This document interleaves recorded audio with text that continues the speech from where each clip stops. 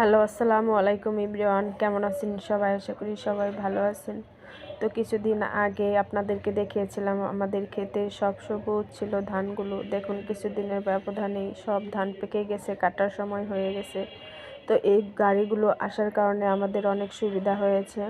কারণ আগে যখন ধান কাটার মৌসুম আসতো তখন লোকজন দিয়ে ধান কাটাতে হতো, তাদের আবার থাকার জায়গা দিতে হতো, সারা দিন সময় লাগতো তাদের ধান কাটতে।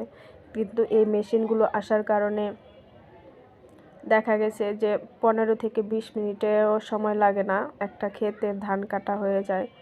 এই ধানগুলো খুব সুন্দর মতো কাটা হয়ে যায়, কোনো ধানও থাকে না, নষ্ট হয় না। তো দেখুন কত সুন্দরভাবে ধানগুলো কেটে নিচ্ছে। তো এক পাশ দিয়ে সব খড়গুলো নিচে পড়ে যায় আর এক পাশে সব ধান জমা হয়।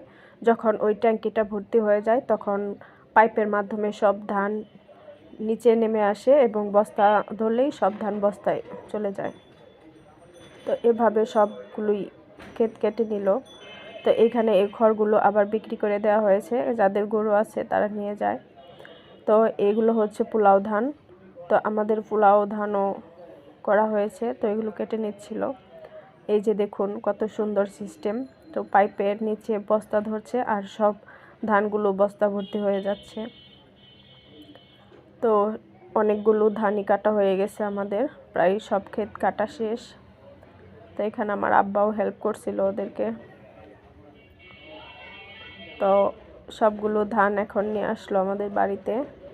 তো ব্যানে করে সব ধান নিয়ে আসছে। এই যে সবগুলো ধান নিয়ে আসলো, আরও অনেক ধান ছিল। তো মন্টু ভাই হেল্প করছিল, আমাদের বাড়ির সব কাজেও হেল্প করে, কারণ আমার আব্বা তেমন একটা কাজ করতে পারে না, সব ওরাই করে দেয়। তো এখানে রোদে দেওয়া হবে, আমাদের এই খালি জায়গাটাই রাখা হয়েছে ধানের কারণে। তো এই ঘরটায় ধান রাখা হয় আমাদের, এই ঘরটা শুধু ধানের জন্য।